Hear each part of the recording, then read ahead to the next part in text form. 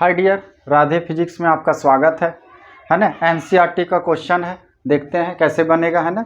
देखिए लिखा हुआ है यहाँ पे physics 12 chapter 1 electric charges and field, page number 46, question number 1 NCERT book. ठीक है, तो चलिए क्वेश्चन पढ़िए। क्वेश्चन में क्या लिखा हुआ है सो पहले पढ़िए, उसके बाद सॉल्यूशन करेंगे। ठीक है, क्वेश्चन में देखिए लिखा हुआ है What is the force between two small charges spheres having charges of 2 into 10 the power minus 7 coulomb and 3 into 10 the power minus 7 coulomb placed 30 centimetre apart in air। ठीक है, देखिए क्वेश्चन पहले आप समझिए, उसके बाद सॉल्यूशन पे जाएंगे। क्वेश्चन में ये है कि दो स्मॉल स्फेयर है, एक ये मान लेते हैं हम लोग और एक ये मान लेते हैं। दोनों पे चार्जेस दिया हुआ है, एक पे Q1 मान लेते हैं और एक पे Q2 मान लेते हैं। ठीक है, और दोनों के बीच का डिस्टेंस दिया हुआ है, इसको हम लोग R मान लेते हैं। कोई दिक्कत इसमें? ठीक है, अब जो जो दिया है वो पहले लिख लेते हैं। ठीक है, देखिए Q1 का वैल्यू दिया हुआ है 2 into 10 the power minus 7 coulomb, Q2 का दिया हुआ है 3 into 10 the power minus 7 coulomb, और दोनों जो रखा हुआ है, जो दोनों के बीच का सेपरेशन है वो कितना है 30 सेंटीमीटर। तो पूछ रहा है कि बताइए ये दोनों के बीच फोर्स कितना लगेगा। ठीक है, तो देखिए फोर्स का एक फॉर्मूला होता है जो आपको याद होना चाहिए, F इक्वल टू होता है K Q1 by R square. ये होता है फोर्स का फॉर्मूला, ये आपको याद रखना है ना। F equal to Q1 by R square, जहां पे K जो होता है वो कांस्टेंट होता है 9 into 10 the power 9 for air या वैक्यूम, ये होता है कांस्टेंट।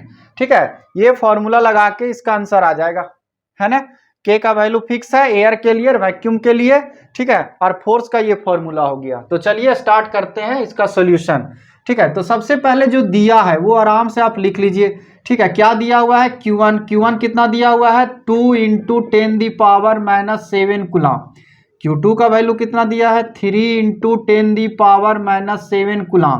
R का वैल्यू कितना दिया हुआ है 30 सेंटीमीटर। अब देखिए यहाँ सेंटीमीटर जो है वो CGS यूनिट में है, आप इसको पहले SI यूनिट में बदलिए, दैट मीन्स कि मीटर में बदलिए। ठीक है, तो सेंटीमीटर को मीटर में बदलेंगे, और सेंटीमीटर को मीटर में बदलने के लिए 100 से डिवाइड किया जाता है। तो लिखेंगे यहाँ 30/100, ऐसे लिख दिए। ये चला गया किस मीटर में, तो एक जीरो से एक जीरो कट गया, तो आया कितना 3/10 मीटर, ये मीटर में चला गया। ठीक है, अब देखिए मेरा Q1 पता चल गया, Q2 पता चल गया, R का वैल्यू मिल गया SI में। अब K का वैल्यू फिक्स रहता है। ठीक है, तो यहाँ पे आप लिख दीजिए K का वैल्यू कितना 9 इंटू 10 दी पावर 9। ठीक है, हम लोग को क्या निकालना है, फोर्स निकालना है, फोर्स। ठीक है, तो फोर्स का ये फॉर्मूला होता है। चलिए फोर्स का फॉर्मूला लगा देते हैं, यहाँ पे लिखेंगे वी नो दैट, हम जानते हैं कि ये फॉर्मूला हम लोग को पता है। तो F इक्वल टू लिखेंगे F equal to Q1 Q2 by R square. अब जिसका वैल्यू दिया हुआ है उसका वैल्यू पुट कीजिए। जैसे K का वैल्यू कांस्टेंट है, जानते हैं, तो यहाँ लिख देंगे कितना 9 इंटू 10 दी पावर 9 लिख दिए। Q1 का वैल्यू कितना दिया हुआ है 2 into 10 the power minus 7। Q2 का वैल्यू कितना है यहाँ पे 3 इंटू 10 दी पावर माइनस 7। नीचे R का वैल्यू कितना है, देखिए R का वैल्यू 3/10, तो लिखेंगे 3/10 का होल स्क्वायर। कोई दिक्कत इसमें? अब देखिए इसका सॉल्यूशन करेंगे। ठीक है, और आंसर तक पहुंच जाएंगे। तो क्या लिखा हुआ है देखिए F इक्वल टू 9, 2 और 3, 9 और 2 और 3 को साथ में लिख लो। कैसे 9 गुना 2 गुना 3।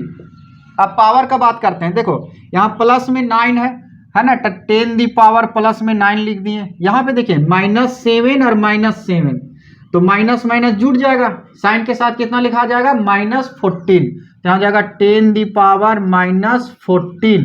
और नीचे क्या हो जाएगा बताइए, तो 3 का स्क्वायर कितना होगा 9, है ना, 3 का स्क्वायर हो जाएगा 9, है ना, और 10 का स्क्वायर कितना हो जाएगा 100। कोई दिक्कत? 3 का स्क्वायर हो गया 9 और 10 का स्क्वायर हो गया 100। अब देखिए 9 से एक 9 कट गया। ठीक है, तो क्या बचा यहाँ पे 3 इंटू 2 बच गया। ठीक है, तो 3 इंटू 2 जब करेंगे तो कितना हो जाएगा 6। बात आ रही समझ में, है ना। तो 3 इंटू 2 कीजिए तो आया कितना 6, ये हो जाएगा आपका F इक्वल टू 6 इंटू, ध्यान से देखिए, प्लस में 9 माइनस में 14, ठीक है। तो जब एक प्लस में हो और एक माइनस में हो, पावर में जब एक प्लस में हो और एक माइनस में हो तो वहां घटाया जाता है और उसका साइन लगा दिया जाता है जो बड़ा डिजिट है। जैसे यहाँ 14 बड़ा है तो यहाँ क्या साइन है, माइनस का, तो माइनस का साइन लगेगा और घटेगा, ठीक है। तो क्या हो जाएगा बताइए, तो 14 में 9 चला गया, कितना बच गया यहाँ पे, 5 बच गया, और साइन किसका लगाएंगे, बड़ा वाला का, तो यहाँ हो जाएगा -5 हो जाएगा, ठीक है। अब देखिए ये तो ऊपर का हिसाब हो गया, ठीक है, 3 दूनी 6 लिख दिए, है ना, और +9 -14 तो -5 हो, इसका हिसाब हो गया। एक 9 से 9 कट चुका है, 9 में 100 है, ये बच चुका है। तो देखिए 100 क्या है, यहाँ नीचे में 1/, में है, तो ये सीधे ऊपर जाएगा, प्लस में ही चला जाएगा, ठीक है। अगर 9 के पास रहता ना, यहाँ पे जैसे अगर 100 रहता, यहाँ पे अगर 100 रहता, ऊपर जाता तो माइनस में जाता, है ना, 10⁻⁻2 होता, लेकिन ये वहाँ यहाँ पे 1/, में है, तो क्या होगा, ये प्लस के साथ ही जाएगा, ठीक है। या तो आप इसको इस तरह भी तो लिख सकते हैं, ध्यान से देखिएगा, 1/100 को ऐसे लिख सकते हैं, 1/10⁻2 लिख सकते हैं कि नहीं, बताइए ध्यान से, है ना। यहाँ पे ऐसे भी हम लोग इसको लिख सकते हैं, जैसे 1/100 है तो 1/100 को क्या लिख सकते हैं, 1/10⁻2। अब देखिए ये 10⁻2 सीधे ऊपर जाएगा, प्लस में जाएगा, है ना। अगर ये यहाँ रहता तब माइनस में जाता, अब चूंकि ये 1/समथिंग है तो ये ऊपर जाएगा, प्लस में ही जाएगा, ठीक है। तो यहाँ क्या हो जाएगा, F equal to 6 into 10⁻⁻5 into 10⁻2 ऊपर चला गया, प्लस में ही जाएगा, ठीक है। तो 10 हो गया 2। अब फिर यहाँ से मैथ लगाइए, देखिए 2 डिजिट आ गया, एक माइनस में आ गया, एक प्लस में आ गया, ठीक है। तो यहाँ क्या होगा, घटेगा, और किसका साइन लगेगा, जो बड़ा डिजिट है, ठीक है। तो यहाँ पे हो जाएगा 6 इंटू 10 घटाइए, 5 में 2 गया तो 3 बचा, और साइन कितना हो जाएगा, माइनस का साइन होगा, क्योंकि यहाँ पे क्या है, बड़ा डिजिट है ये, ठीक है। तो यहाँ पे हो जाएगा आंसर, ये यहाँ लगा देंगे न्यूटन। न्यूटन क्यों लगाए हम लोग, न्यूटन इसलिए लगाए क्योंकि फोर्स का यूनिट क्या होता है, फोर्स निकाल रहे हैं, फोर्स का यूनिट क्या होता है, न्यूटन होता है। अब यहाँ पर एक पॉइंट आप और चेक कर सकते हैं या जज कर सकते हैं, वो ये है कि देखिए दोनों चार्ज, यहाँ पे जो चार्ज है वो भी प्लस में है, यहाँ पे जो चार्ज है वो भी प्लस में है। मेरा कहने का मतलब है कि जो 2 × 10⁻7 है ये भी प्लस में दिया हुआ है चार्ज, और यहाँ 3 × 10⁻7 है ये भी प्लस में दिया हुआ है चार्ज। तो यहाँ पर अगर आपसे कोई पूछे कि फोर्स का यहाँ नेचर क्या होगा, नेचर दैट मीन्स अट्रैक्शन होगा या रिपल्सन होगा, तो हम लोग बोलेंगे कि चूंकि दोनों चार्ज जो है वो प्लस में है, इसलिए यहाँ जो फोर्स होगा वो रिपल्सिव फोर्स होगा, रिपल्सन होगा। बात आ रही समझ में, कौन सा फोर्स होगा, रिपल्सन फोर्स होगा। क्लियर है, ठीक है। ये आप देख लीजिए एनसीईआरटी में ये आंसर दिया हुआ है, 6 × 10⁻³ न्यूटन।